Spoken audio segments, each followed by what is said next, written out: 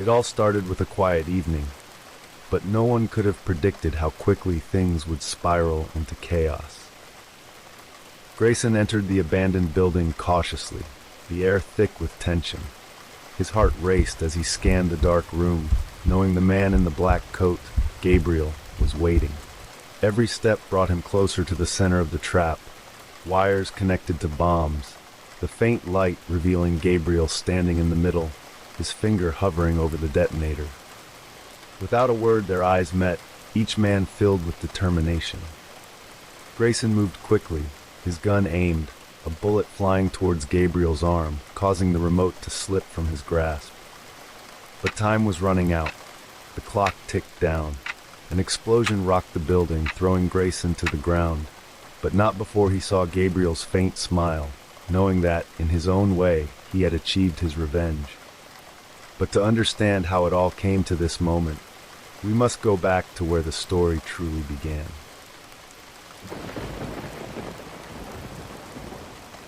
In a bustling city that never sleeps, there are narrow alleyways that tell their own stories. Amidst the crowd, a police detective named Grayson White stands silently at a gloomy street corner, staring at the body of a young woman lying on the cold sidewalk. The woman is wearing a bright pink coat, a color that seems to defy the darkness of the night. With a cold, calculating expression, Grayson observes every detail around him. His eyes, sharp like an eagle's, scan every corner of the crime scene with intimidating precision. He senses the presence of death in the air, but his mind is already racing ahead, analyzing every possibility and piecing together the hidden parts of the mystery. The woman's body appears peaceful, as if she were merely sleeping. However, there is something unsettling about that calmness. Her high-heeled shoes are slightly slipped off her feet, hinting at a brief but intense struggle. In her limp hand, a phone with a cracked screen is still lit, showing a missed call from someone important. At the same time, rain begins to fall, droplets running down her pale face as if trying to wash away the invisible stains of a crime. The dim streetlight reflects Grayson's shadow in the puddle beneath him, creating an atmosphere filled with mystery and tension. Grayson then crouches to take a closer look. He notices faint traces around the woman's body, almost invisible, but enough to give him a clue. A ring with a broken gem lies near her finger, and Grayson assumes it might be the result of a struggle that occurred before this tragic end. He also notices a bite mark on the woman's lip, a final expression of pain and fear haunting the last moments of her life. Meanwhile, in the distance, a man in a black coat stands on a dark street corner, watching Grayson with a piercing gaze. His face is hidden in the shadows of the night, but his eyes reveal more than he intends. He knows that the game has just begun, and Grayson White is the only one who can stop his already far-reaching steps. The atmosphere becomes more tense as the rain falls harder, and the sound of raindrops breaks the silence of the night. The city, once full of life, now turns into a quiet maze filled with riddles. In his mind, Grayson is already forming a hypothesis. He stands upright, leaving the cold, still body behind, heading in a different direction. His steps are quick, in sync with his racing heartbeat, fueled by an unusual sensation, an intellectual challenge he rarely encounters. Grayson moves swiftly through the winding, narrow alleys. His footsteps are almost silent, in rhythm with the intensifying rain. Every step not only brings him closer to the answer, but also adds layers to the unsolved mystery. Grayson then disappears into the darkness, followed by the shadow of the mysterious man who continues to watch him. This game of cat and mouse has begun, and there is only one way to end it: find the truth before the night is over. Flashes of lightning occasionally lit up the street, revealing glimpses of a shadow that continued to follow him. The man in the black coat, always a few steps behind Grayson, but never too close. Grayson finally arrived at an old, abandoned building, a place that had witnessed many crimes in the past. He paused for a moment, carefully examining the half-destroyed wooden door. His hand reached out, touching the rough wooden surface, sensing the dark energy emanating from the place. With a gentle push, the door creaked open, revealing a dark hallway filled with dust and cobwebs. Inside the building, the atmosphere felt eerie, as if time had stopped there. Grayson stepped inside, finding himself surrounded by oppressive darkness. Every corner of the room hid secrets, and he knew the answers to the mystery surrounding the case were somewhere within, waiting to be discovered. He noticed the dusty floor and found fresh footprints. The footprints led to a staircase going down to the basement. Without hesitation, Grayson followed them, feeling the underground air growing colder with each step. Every step took him deeper into the heart of the puzzle, and his instincts told him that time was running out. The stairs ended in front of a large iron door with an old, rusty padlock. Grayson pulled a lock-picking tool from his coat pocket, and with practiced skill, he opened the padlock effortlessly. The door swung open with a piercing creak, revealing a small room dimly lit by a faint light. In the center of the room was a wooden table covered with old files, maps, and photographs of the victims. On the wall, there was a map of the city with various red markers indicating the locations of the murders. This was the killer's hideout, the headquarters for all his evil plans. Grayson moved closer to the table and picked up the most recent photograph, the picture of the woman in the pink coat he had found earlier that night. On the back of the photo, neatly written, were the words, "Next target." A sense of unease crept into his mind as Grayson realized the killer was already one step ahead of him. But before he could react further, he sensed someone behind him. Grayson quickly turned around and saw the man in the black coat standing there, with a cold expression and a sly smile on his face. In the dim light, he noticed a long knife gleaming in the man's hand. Without saying a word, the man stepped forward, cutting through the air with a tension that could not be spoken. At that moment, Grayson felt adrenaline rush through his body, knowing that this fight would decide everything. Their movements intertwined in the narrow room, Grayson with his intelligence and agility, and the man in the black coat with his skill and precision. Every move was calculated, and every attack and defense signaled a battle between two brilliant minds. The knife flashed, almost hitting Grayson, but he managed to dodge with a quick step. However, in a fight like this, one mistake could mean the end of everything. Grayson felt the unstable floor beneath his feet, and at a crucial moment he fell backward, crashing into the table and knocking all the files to the ground. The man in the black coat seized this opportunity to step forward, raising his knife high, ready to end their game. But just as the knife was about to strike, Grayson quickly reached for one of the fallen files and grabbed a lighter. He swiftly lit it, and in an instant, the small room filled with flames. The man in the black coat was startled and stepped back as the fire quickly spread, burning all the evidence of his crimes. Realizing that the situation was not in his favor, Grayson got up, even though his body was in pain, and without wasting time, he hurried out of the room, leaving the man in the black coat trapped in the blaze. Grayson ran up the stairs, leaving the building now being consumed by fire, and stepped back onto the cold, wet street. Outside, the rain continued to fall, covering his tracks as he disappeared into the darkness of the night, carrying with him one big secret that still needed to be solved. But one thing was certain, this was not over. Grayson knew that the enemy he was facing was not one to be underestimated. The man in the black coat might have lost tonight, but their game had just begun. And in this city that never sleeps, another mystery was already waiting to be unraveled. The fire consuming the old building continued to blaze, creating a dramatic scene against the relentless rain. Black smoke billowed into the night sky, a sign of the brutality that had just occurred inside.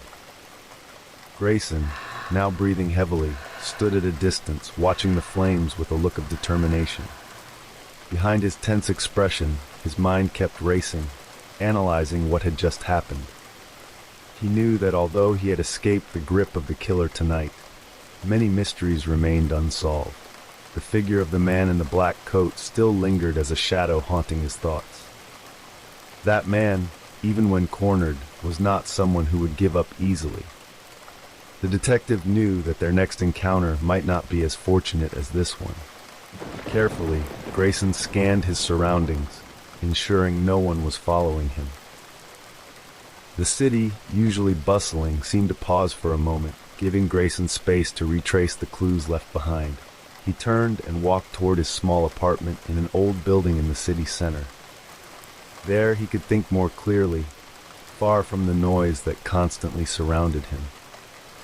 Upon reaching his apartment, Grayson took off his wet coat and hung it by the door. The room was silent, with only the sound of dripping water from his still damp clothes. On a small table in the corner of the room, a pile of files from other cases awaited his attention. But tonight, his focus was on one thing: uncovering the identity of the man in the black coat. Grayson then sat in his old, creaky chair, turned on his dim desk lamp, and began to open his notebook. Every page was filled with scribbles and diagrams outlining the patterns of the murders in the city. On one page, there was a rough sketch of the man in the black coat, a crude drawing based on the brief memory he had of the killer's face. Grayson started piecing together the bits of information he had, every mark on the map, every overlooked detail. He tried to combine all these in his mind. In the silence, he suddenly noticed a strange pattern. All the victims had one thing in common. They were all connected to a secret organization known only to a select few. This organization, although rarely mentioned, had a strong underground network, controlling various criminal activities in the city. Grayson realized that the woman in the pink coat was not just a random victim. She was part of a much darker, larger plan.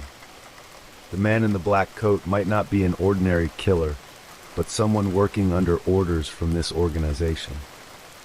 They might have targeted the woman for some unknown reason, and now Grayson found himself in the middle of a grand scheme already in motion. The thought made his heart beat faster. Grayson knew that finding this organization and destroying it might be the only way to stop the man in the black coat. However, it would not be an easy task. He needed more information, more time, and more caution, because if he let his guard down or made even the smallest mistake, it would almost certainly cost him his life.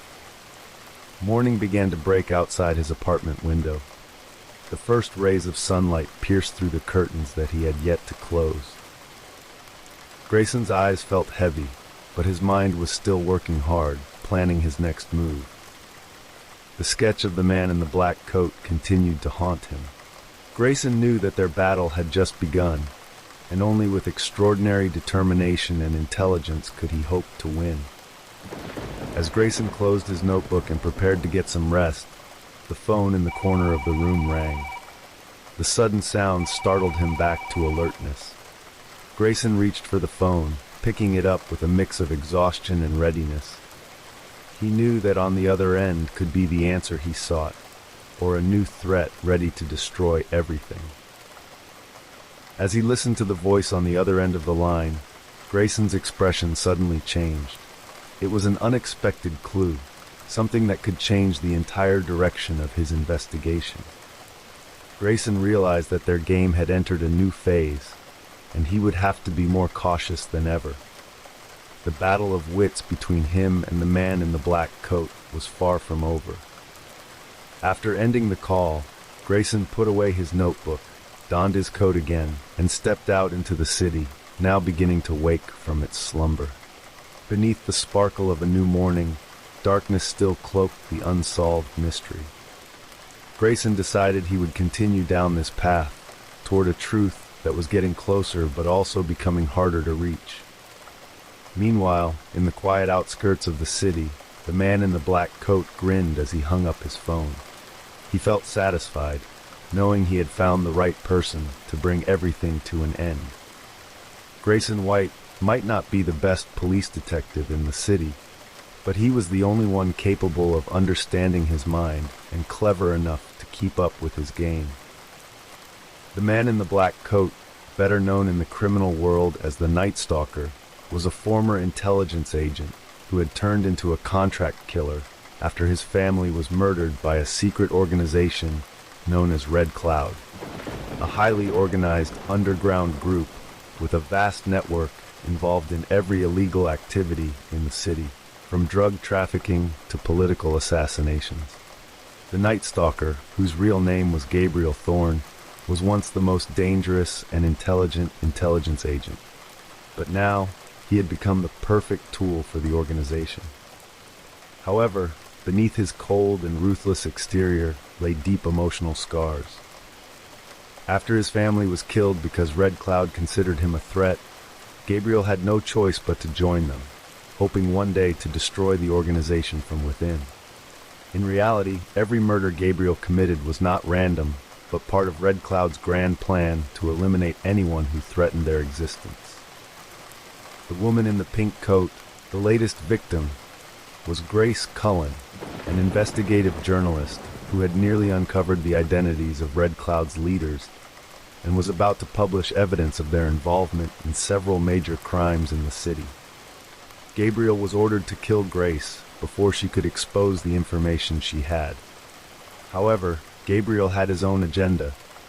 Each victim he killed was connected to the leaders of the organization, and he was slowly gathering information to bring them down one by one.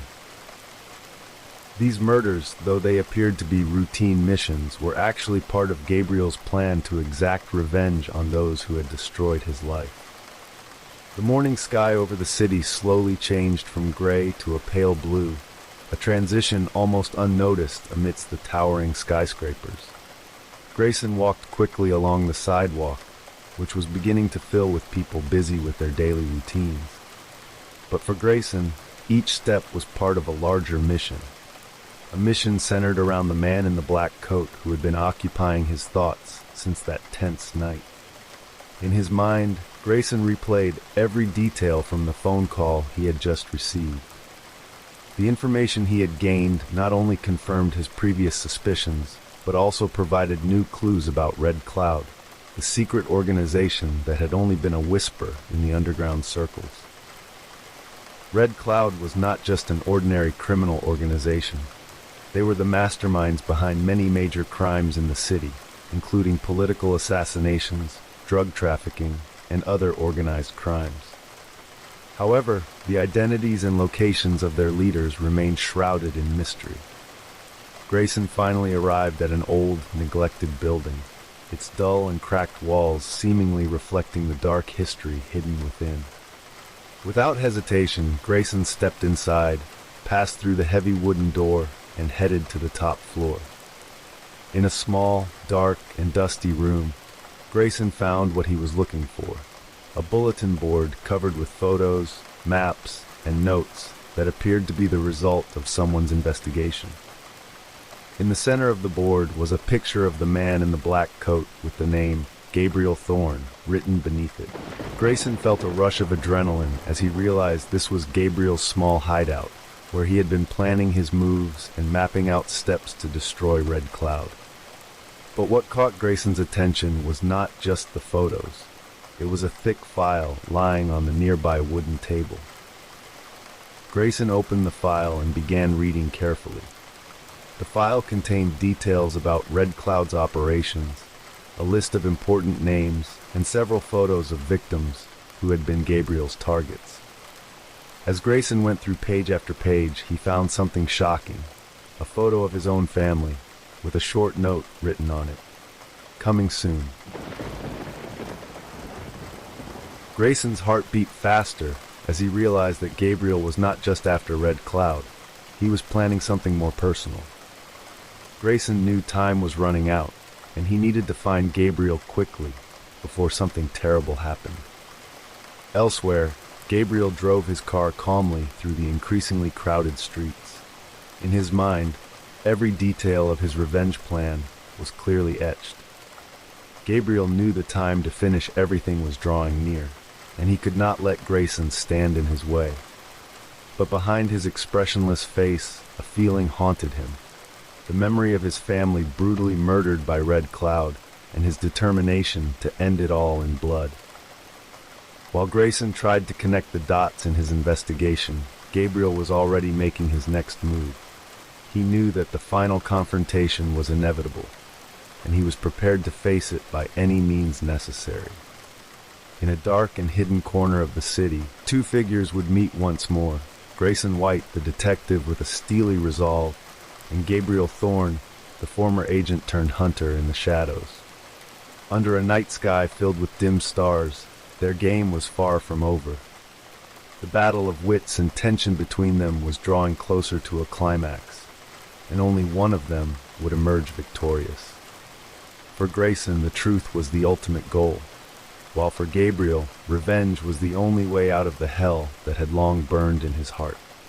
Under the darkening sky, Grayson hurried away from the old building where he had found traces of Gabriel Thorne.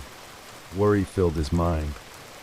The photo of his family, with the threatening message, echoed in his thoughts like the ticking of a clock.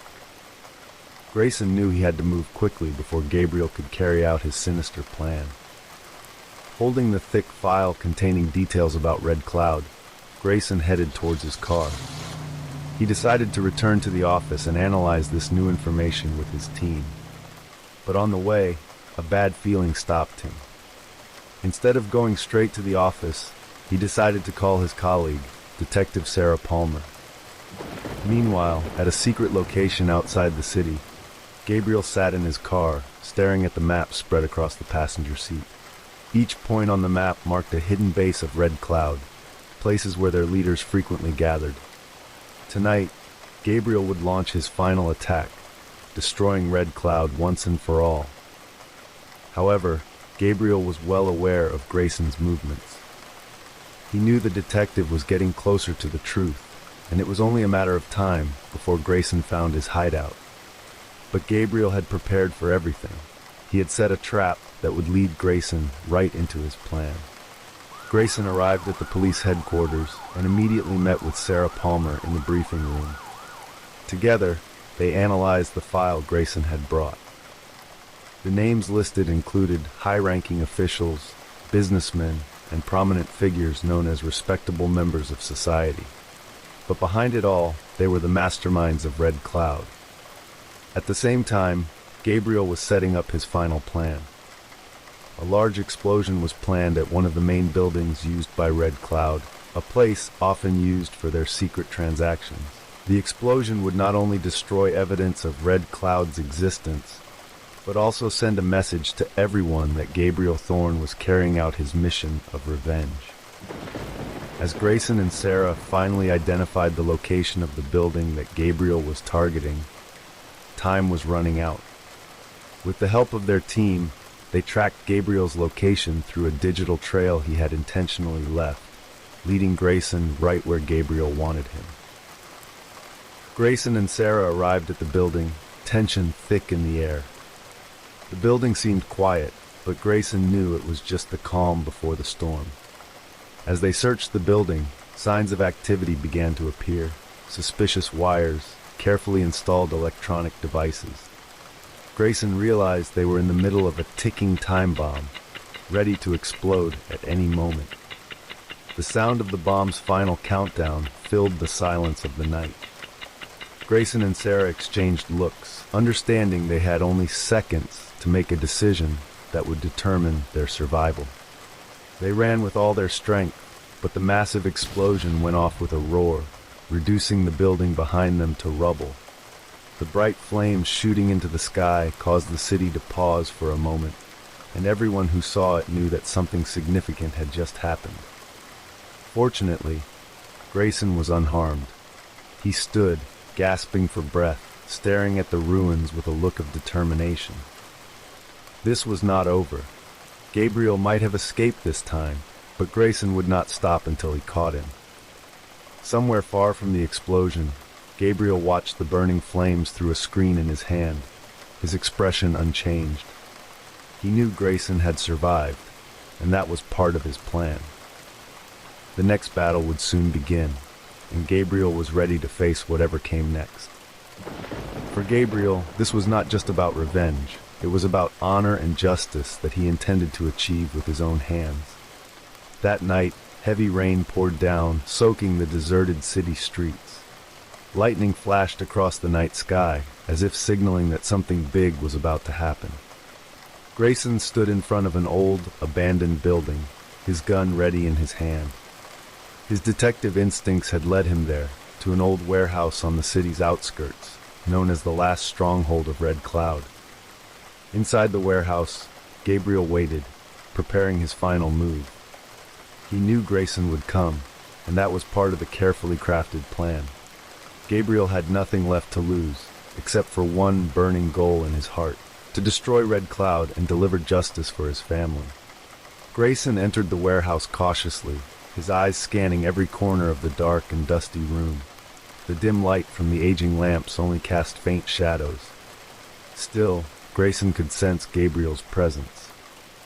The two men finally met, staring at each other in the middle of the wide, empty space, with only one way out through this confrontation. Gabriel stood tall in the center of a circle of wires connected to the bombs he had set.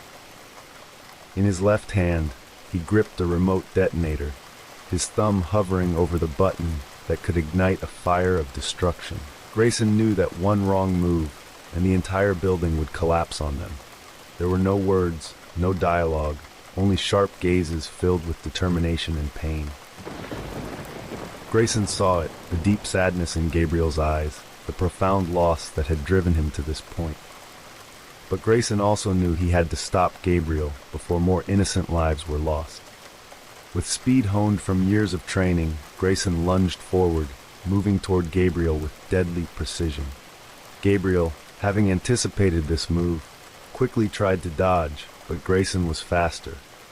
The gun in Grayson's hand trembled, and a bullet flew straight into Gabriel's arm, causing him to fall and drop the remote from his hand. Gabriel collapsed to the ground, feeling blood flow from his wound.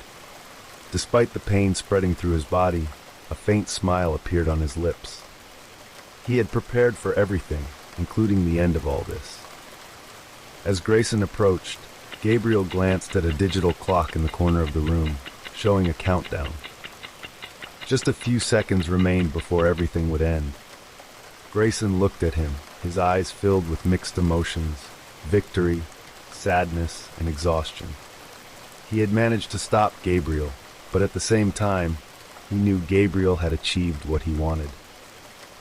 As the countdown reached 0, a massive explosion shook the building, but it did not completely destroy it.